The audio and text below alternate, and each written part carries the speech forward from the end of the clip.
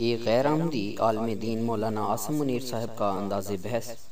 ये तरीके बहस किस अकीदा से ताल्लुक़ रखता है? सबसे पहली बात अंसर रज़ा साहब, अगर तो आपने मिर्ज़ा को अलैहिस्सलातो वस्सलाम के अल्फाज से याद किया तो याद रखें, फिर मैं भी उसे कज़्ज़ाब व दज्जाल के नाम से याद करूँगा। इसलिए कि अगर आपके अकीदे के मुताबिक वो नबी है तो मेरे अकीदे के मुताबिक वो कज़्ज़ाब और दज्जाल है। तो इसलिए ये बात तो तयशुदा है कि जब तक हम दोनों बात करेंगे, आप भी मिर्ज़ा को मिर्ज़ा साहब ही कहेंगे, अलैहिस्सलातो वस्सलाम नहीं लगाएंगे, और मैं भी मिर्ज़ा को मिर्ज़ा साहब ही कहूँगा, मैं भी उसे कज़्ज़ाब व दज्जाल नहीं कहूँगा।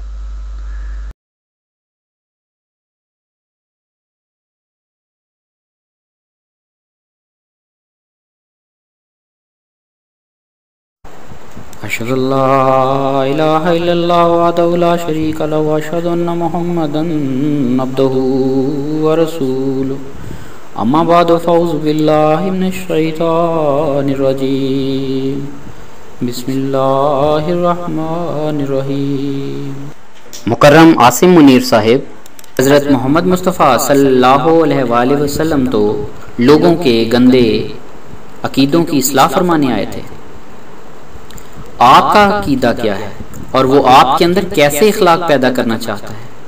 आपने अहमदी को मुखातिब करके कहा, अंसर रज़ा साहिब, अगर तो आपने मिर्ज़ा को अलैहिस्सलातो वस्सलाम के अल्फाज से याद किया तो याद रखें, फिर मैं भी उसे कज़्ज़ाब और दज्जाल के नाम से याद करूँगा। इसलिए कि अगर आपके अकीदे के मुताबिक वो नबी है तो मेरे अकीदे के मुताबिक वो कज़्ज़ाब और दज्जाल है। एक मसीही हज़रत ईसा अलैहिस्सलाम को खुदा का बेटा करार देता है। एक हिंदू अपने अकीदे पर अपने बुजुर्गों को आला से आला अलकाबात देता है। क्या किसी हिंदू से बहस के दौरान आप उसे कहेंगे कि वो आपके सामने अपने बुजुर्गों को आला अलकाबात से ना पुकारे? और कोई मसीही हज़रत ईसा अलैहिस्सलाम को खुदा का बेटा करार ना दे जब तक कि आप उसे उनका मुकाम अदब व एहतराम से साबित ना कर दें।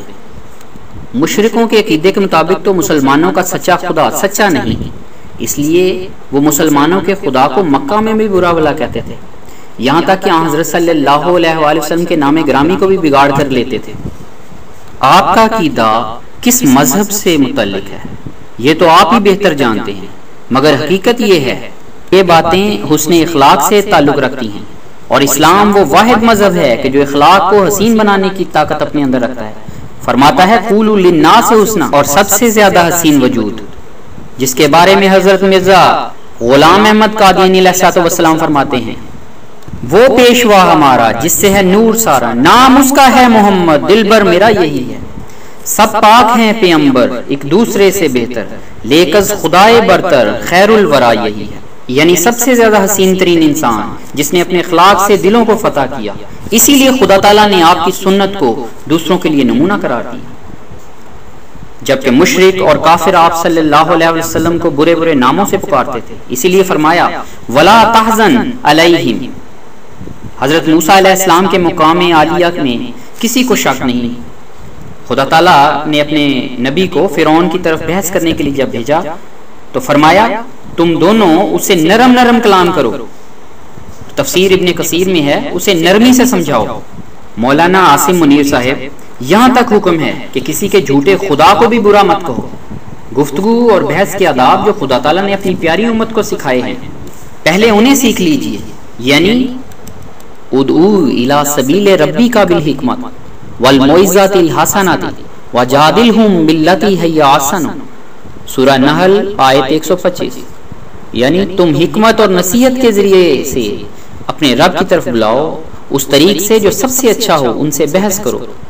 आपने फरमाया अंसर रज़ा साहिब, अगर तो आपने मिर्जा को अलैहिस्सलातो वस्सलाम के अल्फाज से याद किया तो याद रखें, फिर मैं भी उसे कज़्ज़ाब व दज्जाल के नाम से याद करूंगा। जनाब आपका जो जी चाहे हजरत मिर्जा गुलाम अहमद कादियानी मसीह मऊद और महदी मऊद अलैहिस्सलाम के मुतल्लिक अपने अंदर का गंद और गलाजत निकाल लीजिए। हम तो एक ही बात जानते हैं जो कुरान करीम ने आप जैसे लोगों के अकायद के बारे में हमें बताई है। या हसरतन अलल इबादी मा यातिहिम मिन रसूलिन इल्ला कानू बिही यस्तहज़िऊन। सूरा यासीन आयत नंबर 30। बंदों पर अफसोस कि जब कभी भी उनके पास कोई रसूल आता है वो उसको हकारत की निगाह से देखने लग जाते हैं। हजरत मसीह मौद अलैहिस्सलाम अपने बारे में फरमाते हैं, जानम दिलम फिदाए जमाले मोहम्मद अस्त, जानम दिलम फिदाए जमाले मोहम्मद अस्त, खाकम निसार पूछाए आले मोहम्मद अस्त। बस हजरत मोहम्मद मुस्तफ़ा सल्लल्लाहु अलैहि वसल्लम के दर के फकीरों को आपने जिस कदर गालियां देनी है दे लें।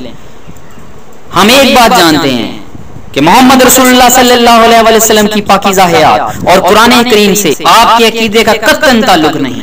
याद रखिए, उस 14वीं के चांद पर थूकने से गंद आपके ही मुंह पर पड़ेगा। जिस तरह गंदगी और गिलाजत खेतों में खाद का काम करते हैं, आपकी गालियां खुदा ताला के लगाए हुए पौधे के लिए वैसे ही खाद का काम करेंगी जैसे आपके इस्लाफ की गालियों से अहमदियत तमाम दुनिया में फैल गई। बस है दुश्मनानी अहमदियत, तुम्हारा जो जोर लगता है लगा लो, जितनी गालियां देना चाहो दे लो। तुम्हारे इस अमल से हमारे अंदर अपने इमाम की मोहब्बत और भी बढ़ती चली जाती है और बढ़ती ही चली जाएगी, क्योंकि हमारे प्यारे इमाम ने हमें यही सबक दिया है। जमीन तुम्हारा कुछ भी बिगाड़ नहीं सकती अगर तुम्हारा आसमान से पुख्ता ताल्लुक है। जब कभी तुम अपना नुकसान करोगे तो अपने हाथों से, ना दुश्मन के हाथों से। अगर तुम्हारी जमीनी इज्जत सारी जाती रहे तो खुदा तुम्हें एक लाजवाल इज्जत आसमान पर देगा। सो तुम उसको मत छोड़ो, और जरूर है कि तुम दुख दिए जाओ और अपनी कई उम्मीदों से बेनसीब किए जाओ। सो इन सूरतों से तुम दिलगीर मत हो, क्योंकि तुम्हारा खुदा तुम्हें आजमाता है कि तुम उसकी राह में साबित कदम हो या नहीं। अगर तुम चाहते हो कि आसमान पर फरिश्ते भी तुम्हारी तारीफ करें तो तुम मारे खाओ, खुश रहो और गालियां सुनो और शुक्र करो, और नाकामियां देखो और पैवन मत तोड़ो। तुम खुदा की आखिरी जमात हो, सो वो अमल नेक दिखलाओ जो अपने कमाल में इंतहाई दर्जा पर। वमा अलैना इल्लल बलाग।